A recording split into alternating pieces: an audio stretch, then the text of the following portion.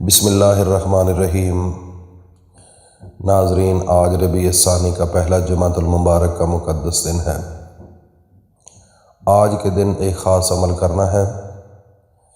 ربیع الثانی، ربیع کا معنی ہوتا ہے موسم بہار، اور ایک ہوتی ہے ربیع الاول، ایک ہوتی ہے ربیع الثانی۔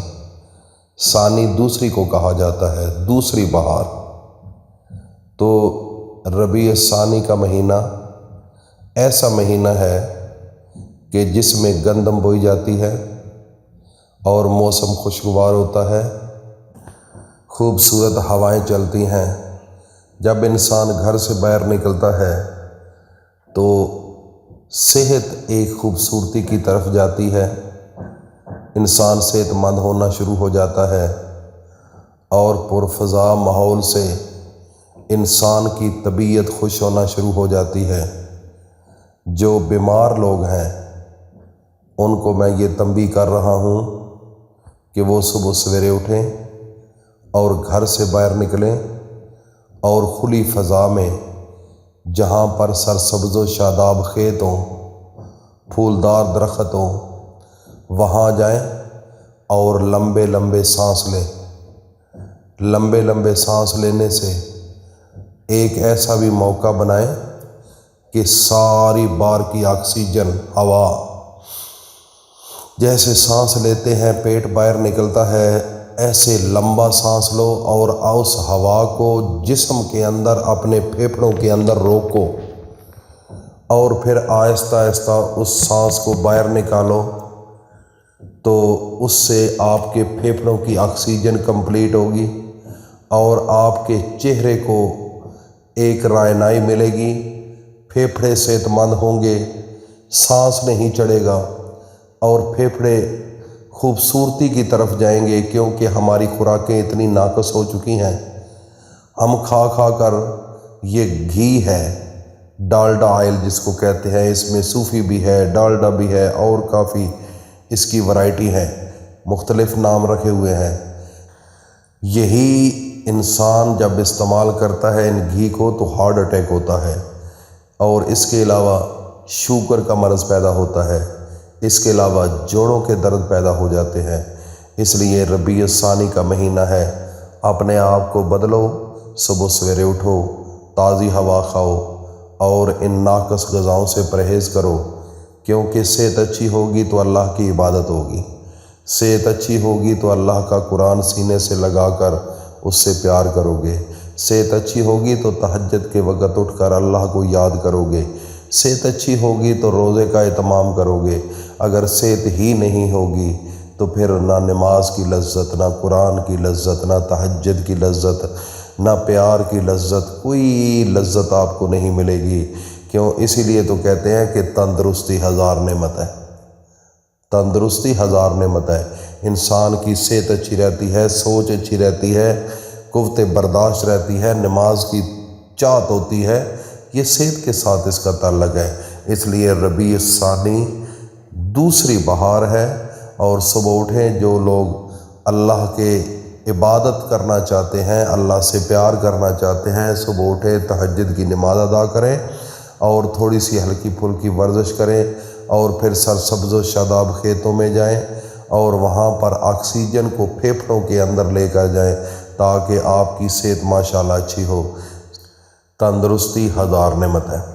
اس لیے میرے بھائی اور دوستو، اب ہم اپنے وظیفے کی جانب چلتے ہیں۔ آج جمعے کا مقدس دن ہے۔ جمعے کے دن ایک طاقتور وظیفہ آپ نے کرنا ہے۔ طاقتور کیوں کہہ رہا ہوں؟ اس لیے کہ پورا قرآن ایک طرف رکھ لو، پورا قرآن کتنا ہے؟ 30 پارے ہے، اور اس قرآن کے اندر ایک ایسی سورت ہے جس کا نام سورت اخلاص ہے۔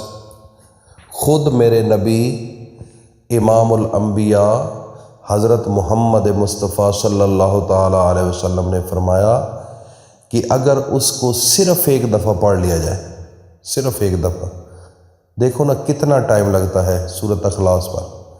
قل هو اللہ احد اللہ الصمد لم یلد ولم یولد ولم یکن لہ کفوا احد، ایک دفعہ پڑھ لیے، کتنا ٹائم لگا ہے؟ میں تو کہتا ہوں کہ صرف اور صرف 20 سیکنڈ لگے۔ میرے نبی فرماتے ہیں کہ جو انسان اس کو صرف ایک دفعہ پڑھ لے، پورے قرآن کے تہائی حصے کا ثواب، مثلاً 10 سپاروں کا ثواب ہے، اگر 3 دفعہ پڑھ لیا جائے تو پورے قرآن کا ثواب مل جاتا ہے۔ یہ میرے نبی نے خود فرمایا ہے۔ اب یہ بتاؤ ہم کتنے بد نصیب ہیں، کتنے بدبخت ہیں کہ ہمارے نبی نے خود بتایا، لیکن ہم پھر بھی فائدہ نہیں اٹھا رہے۔ کیا وجہ ہے؟ وہ میرے بھائی، ہم یہ جو گھنڈی ہے نا، گردن گھنڈی، اس کے اندر ایک گھنڈی ہے جہاں یہ ایک نشان ہوتا ہے، ہم نے دین کو اس کے نیچے جانے نہیں دیا۔ زبان کی حد تک ہے، میں بھی بیان کر رہا ہوں، آپ بھی مجھے سن رہے ہیں، کوئی آپ سے بات کرے تو تم بتاؤ گے روزے کی یہ اہمیت ہے، قرآن کی یہ اہمیت ہے، ہمارے نبی کا یہ شان ہے، اللہ کا یہ۔ میرے بھائی، کرتے تو سب کچھ ہو، جانتے بھی ہو، لیکن عمل بھی کرو۔ کیوں نہیں کرتے ہو؟ اگر عمل کرتے ہوتے تو صبح فجر کے وقت مسجدوں کے اندر جگہ نہ ملتی۔ اگر عمل کرتے ہوتے تو ظہر کے وقت رش ہوتا مسجدوں میں، عصر کے وقت رش ہوتا، اتنی دنیا ہوتی، خدا کی قسم کہ یہودی دیکھ کر حیران ہو جاتے۔ لیکن بدبختی کہ آپ نے اس پر صرف زبان کی حد تک آپ نے مانا ہے، لیکن دل آپ کے نہیں مانتا۔ آپ کا دل جو ہے وہ سرٹیفائی نہیں کرتا۔ اگر کر لیتا تو کبھی بھی آپ فجر کی نماز کو ضائع نہ کرتے، کبھی قرآن کو پس پش نہ ڈالتے۔ قرآن گھروں کے اندر پڑا ہوا ہے، ایک کپڑے میں رو رہا ہے، مسلمانوں کے گھروں کے اندر پڑا ہوا رو رہا ہے، کیوں پڑھتے نہیں؟ سورۃ اخلاص کو جو انسان 3 دفعہ پڑھ لے، اللہ رب العزت اس بندے کی ہر حاجت کو پورا فرماتے ہیں۔ دیکھو نا، اگر ہماری حاجتیں ہیں تو ہم قرآن پر کیوں نہیں پورا ٹرسٹ کرتے؟ ہم اللہ کو کیوں نہیں مانتے کہ ہمارا رب رازق ہے، ہمارا رب ہر حاجت کو پورا کرنے والا ہے اور مشکل کشا ہے، حاجت روا ہے؟ کیوں نہیں مانتے؟ کیوں لوگوں کے پیچھے لگے ہوئے؟ لیکن اللہ کو جو بھول جاتا ہے وہ ذلیل ہو کر مرتا ہے۔ باقی جس بندے نے میرے نبی کی زندگی کو پا لیا، خدا کی قسم اس کو ٹینشن نہیں، وہ آگے ہی جا رہا ہے، آگے جا رہا ہے۔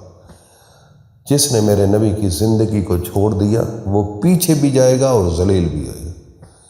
یہ آج کے دن، جمعے کے دن، عصر کے نماز کے بعد آپ نے یہ عمل کرنا ہے اور سنجیدگی کے ساتھ میرے بھائی کرو اور اپنے آپ کو بدلو اور یقین بھی رکھو نا۔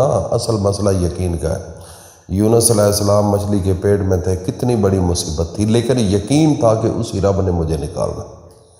انہوں نے دعا کی، اللہ نے نکال دیا۔ چل، یہ ہے یقین۔ یقین بناؤ، آپ کا یقین ہوگا تو انشاءاللہ بیڑے پار ہو جائیں گے۔